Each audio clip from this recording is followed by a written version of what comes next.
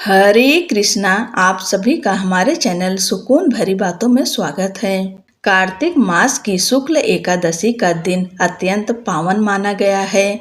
इसी दिन भगवान विष्णु योग निद्रा से जागृत होते हैं और ग्यारस माता का पूजन आरंभ होता है। जब संसार के सभी द्वार बंद दिखे तब ग्यारस माता की भक्ति से भाग्य के द्वार खुल जाते हैं।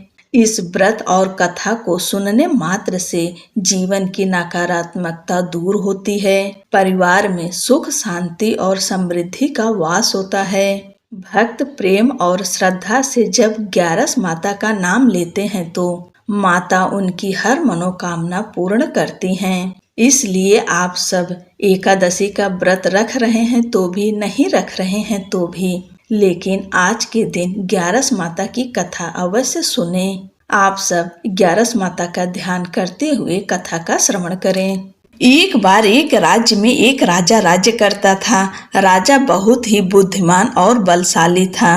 राजा सदैव अपनी प्रजा का बहुत अच्छे से ध्यान रखता था। प्रजा भी अपने राजा को बहुत पसंद करती थी। राजा की 2 बेटियां थीं। राजा अपनी दोनों बेटियों से बहुत प्रेम करता था। राजा की छोटी बेटी देखने में बहुत सुंदर और आकर्षण थी और राजा की बड़ी बेटी छोटी बेटी के मुकाबले थोड़ा कम सुंदर थी। राजा की छोटी बेटी ग्यारस माता की पूजा किया करती थी और सभी लोग राजा की छोटी बेटी से बहुत प्रेम करते थे और बहुत प्रशंसा किया करते थे। राजा भी अपनी छोटी बेटी को बड़ी बेटी से अधिक प्रेम करता था, जिस कारण राजा की बड़ी बेटी को अपनी छोटी बहन से बहुत नफरत होने लगी थी। राजा की दोनों बेटियां जब बड़ी हो गईं, तब एक पड़ोस राज्य में रहने वाला राजकुमार राजा की बड़ी बेटी के लिए रिश्ता लेकर आया। लेकिन जैसे ही उस राजकुमार की नजर राजा की छोटी बेटी पर पड़ी तो वह राजकुमार राजा की छोटी बेटी पर आकर्षण हो गया और उससे पहली नजर में प्रेम कर बैठा। उस राजकुमार ने राजा की बड़ी बेटी के साथ विवाह करने से मना कर दिया और उसने राजा से कहा कि मैं आपकी छोटी बेटी से विवाह करना चाहता हूँ। जिसके बाद राजा की बड़ी बेटी यह देखकर अपनी छोटी बहन से बहुत क्रोधित हो गई और राजा की बड़ी बेटी ने अपनी छोटी बहन को अपना सबसे बड़ा दुश्मन मान लिया। राजा की बड़ी बेटी ने अपनी छोटी बहन से बदला लेने का निर्णय लिया, जिसके लिए उसने अपनी छोटी बहन को जान से मारने का प्लान बनाया। राजा की बड़ी बेटी ने अपनी छोटी बहन को मारने के लिए सबसे पहले एक लड्डू में जहर मिलाकर अपनी छोटी बहन को दे दिया और उसको लड्डू खाने के लिए कहा। लेकिन लड्डू खाने के बाद भी छोटी बहन को कुछ नहीं हुआ। बड़ी बहन यह देखकर बहुत आश्चर्यचकित हो गई, लेकिन बड़ी बहन ने हार नहीं मानी और उसने जब रात में छोटी बहन अपने कमरे में सो रही थी तब एक मटके में सांप रखकर उसे कमरे में छोड़ दिया। लेकिन सांप भी छोटी बहन का कुछ नहीं कर पाया। जिसके बाद बड़ी बहन ने अपनी छोटी बहन से कहा कि चलो हम लोग कुएं से पानी भरकर लाते हैं। जिसके लिए वह अपनी छोटी बहन को पानी भरने के बहाने कुएं के पास ले गई और उसने अपनी छोटी बहन को कुएं में धक्का दे दिया। लेकिन छोटी बहन को तब भी कुछ नहीं हुआ, क्योंकि हर बार ग्यारस माता उसकी रक्षा कर रही थी। और उधर बड़ी बहन अपने सारे प्रयासों के बाद असफल हो रही थी, जिससे वह बहुत क्रोधित होती जा रही थी। फिर उसने अपनी छोटी बहन के पास जाकर उससे खुद ही पूछा कि मेरी छोटी बहन, तुमको पता है भगवान ने सबकी मृत्यु एक निश्चित समय पर लिखी हुई है और कैसे तुम्हारी मृत्यु होगी, क्या यह तुम जानती हो? तब छोटी बहन ने अपनी बड़ी बहन को बताया कि हाँ, मैं जानती हूँ मेरी मृत्यु कैसे होगी। छोटी बहन से यह सुनकर बड़ी बहन मन ही मन बहुत प्रसन्न होने लगी और उसने अपनी छोटी बहन से कहा कि तो मुझे अपनी मृत्यु का राज बताओ। छोटी बहन ने अपनी बड़ी बहन से कहा कि मेरी मृत्यु तो एक तोते में है। जो तोते के गले में एक हार है, उससे मेरी मृत्यु होगी। जब तक कोई भी व्यक्ति तोते को मार कर वह हार अपने गले में पहनेगा तो मैं मूर्छित हो जाऊंगी, और जैसे ही उस हार को अपने गले से उतारेगा तो मैं वापस से जीवित हो जाऊंगी। अपनी छोटी बहन की मृत्यु का राज जानकर बड़ी बहन बहुत खुश हो गई और उसने अपनी छोटी बहन को मारने के लिए उसके पालतू तोते को ढूंढना शुरू कर दिया।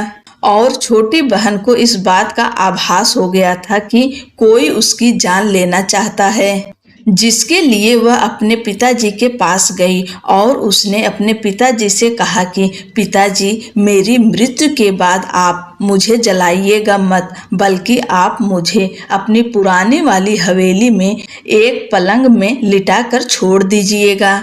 अपनी छोटी लड़की की यह बात सुनकर राजा बहुत आश्चर्यचकित हो गए। राजा ने अपनी छोटी बेटी से पूछा, बेटी, तुम ये क्या कह रही हो? तब राजा की छोटी बेटी ने बताया, पिताजी, समय किसी के लिए नहीं रुका है, कब क्या हो जाए किसी को कुछ पता नहीं है। और फिर राजा ने अपनी छोटी बेटी से कहा कि तुम ऐसी बातें क्यों कर रही हो? 2-3 दिन में तो तुम्हारा विवाह है। लेकिन छोटी बेटी ने अपने पिताजी को ऐसा करने पर मजबूर कर दिया और उनसे वचन ले लिया।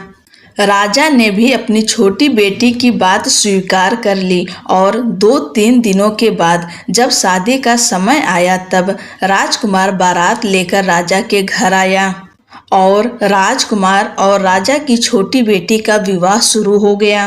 जैसे ही राजा की छोटी बेटी राजकुमार के साथ फेरे लेना शुरू करती है तो उसकी बड़ी बहन अपनी छोटी बहन के कमरे में जाकर उसके तोते को पकड़ लेती है और उसको जान से मार देती है। तोते के गले में जो हार था उसको अपने गले में धारण कर लेती है। जैसे ही बड़ी बहन उस हार को अपने गले में धारण करती है तो उधर छोटी बहन 3.5 ही फेरे ले पाती है और वहीं पर बेहोश होकर गिर जाती है।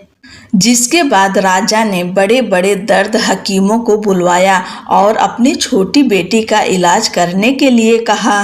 राजा की बात सुनकर वैद्य ने छोटी बेटी को जब चेक किया तो राजा को बताया कि आपकी छोटी बेटी ना तो जीवित है और ना ही मरी हुई है। यह मैं ऐसा पहली बार देख रहा हूँ। राजा ने वैद्य और हकीम को यह बात बाहर बताने से मना कर दिया और उनको कहा कि अगर तुमने यह बात किसी को बाहर बताई तो हम तुम्हें फांसी दे देंगे।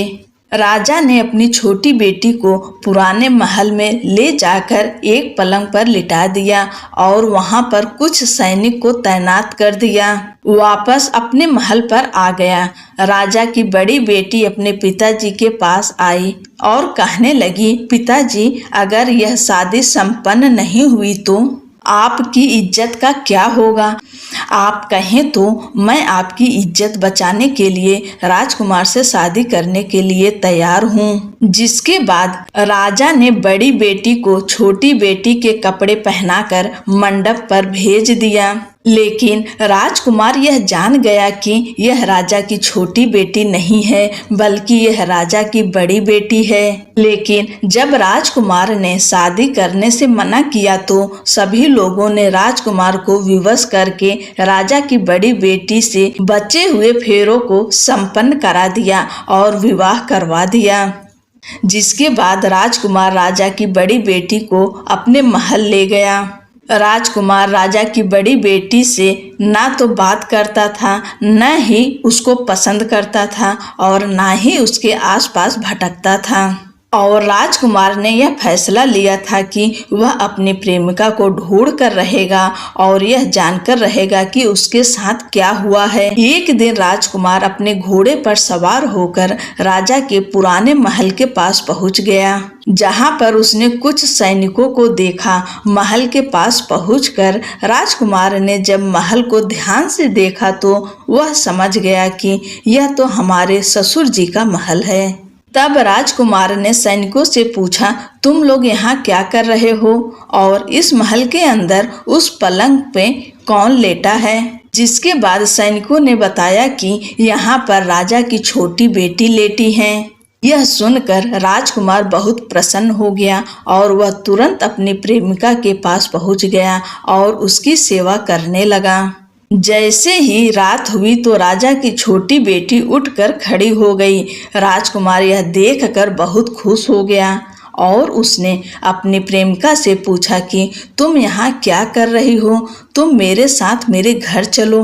राजा की छोटी बेटी ने राजकुमार को सारी बातें बता दी कि मेरी जान एक तोते में बसी थी और मैंने यह बात सिर्फ अपनी बड़ी बहन को बताया था और मुझे पता है कि उसने ही मुझे मारने का प्रयास किया है। उसके पास एक हार है जिसको वह सुबह पहन लेती है और रात को उतार देती है। जब तक वह हार को पहने रहती है तब तक मैं मूर्छित रहती हूँ और जैसे ही वह हार को उतार देती है तो मैं जीवित हो जाती हूँ। और जब तक मेरी बड़ी बहन के पास वह हार है तब तक मैं ऐसे ही जीवित और मूर्छित होती रहूँगी। अगर मेरी बड़ी बहन के पास जो हार है वह मेरे हाथ में लग जाए तो मैं हमेशा के लिए जीवित हो जाऊंगी।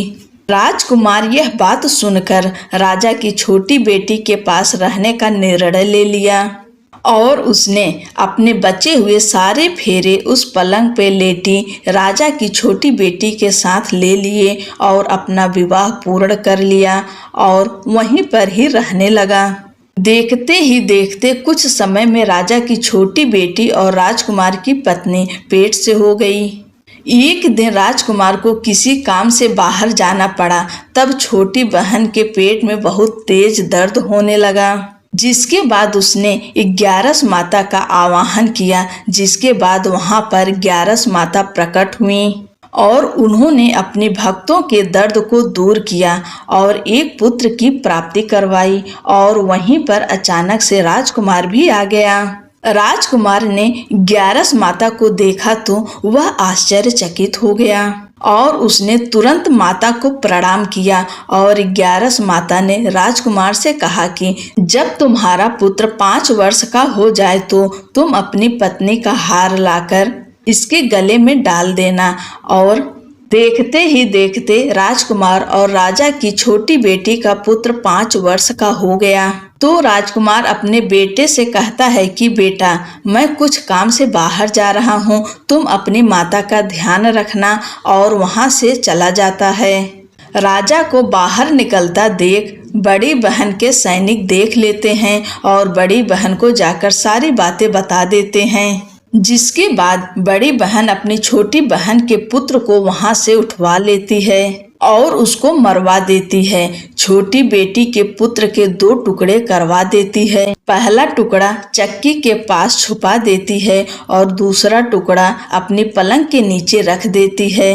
अब 11 माता भिखारी का रूप लेकर आती हैं। एक भिखारी का रूप रखकर बड़ी बहन के पास चली जाती हैं। जिसके बाद वहां पर भिक्षा मांगने लगती हैं। बड़ी बहन अपने नौकरों से कहती है कि जाकर भिक्षा दे दो। लेकिन जैसे ही नौकर 11 माता को भिक्षा देने के लिए आते हैं तो माता उन्हें मना कर देती हैं और कहती हैं कि तुम्हारी महारानी से ही भिक्षा लूंगी। जिसके बाद बड़ी बहन स्वयं ही भिक्षा देने के लिए माता के पास आती है। तब माता एक बिल्ली का रूप लेकर उसके कमरे में चली जाती हैं और वहां छोटी बेटी के पुत्र को 2 टुकड़ों को आपस में जोड़ देती हैं और उसे जीवित कर देती हैं। उसे वहां से ले जाती हैं। राजकुमार अपने बेटे को लेकर अपनी पत्नी के पास जाता है और उसे कहता है कि तुम इसका ध्यान रखना। अगर तुम इस बच्चे का अच्छे से ध्यान रखोगी तो मैं तुमसे बात करूंगा। एक दिन राजकुमार अपने बच्चे से कहता है कि तुम मम्मी के उनके गले का हार मांग लो। जिसके बाद राजकुमार का लड़का अपनी मम्मी के पास जाता है और कहता है कि मम्मी, मुझे तुम्हारा हार चाहिए जो तुमने गले में पहन रखा है। यह सुनकर पहले तो बड़ी बहन बहुत क्रोधित होती है, पर उसको यह याद आता है कि राजकुमार ने कहा था कि अगर मैं इस बच्चे का ध्यान अच्छे से रखूंगी तो वह मुझसे बात करेंगे, जिसके कारण वह हार उस बच्चे को दे देती हैं और वह तुरंत हार को ले जाकर अपने पिताजी को दे देता है। और तभी राजकुमार अपने बेटे को लेकर वहां से जाने लगता है और अपनी पत्नी से कहता है कि तुम हमारे लिए खाना बनाकर रखना, मैं शाम को आकर तुम्हारे साथ खाऊंगा। और वह अपने बेटे को लेकर वहां से चला जाता है, जिसके बाद वह राजा के पास जाता है और उनको सारी बातें बता देता है। राजा अपनी बड़ी बेटी की यह करतूत सुनकर बहुत क्रोधित होते हैं और अपनी परवरिश पर ही दोष देने लगते हैं और राजकुमार को अपनी छोटी बेटी के साथ रहने के लिए आदेश देते हैं। बोलो एकादशी माता की जय।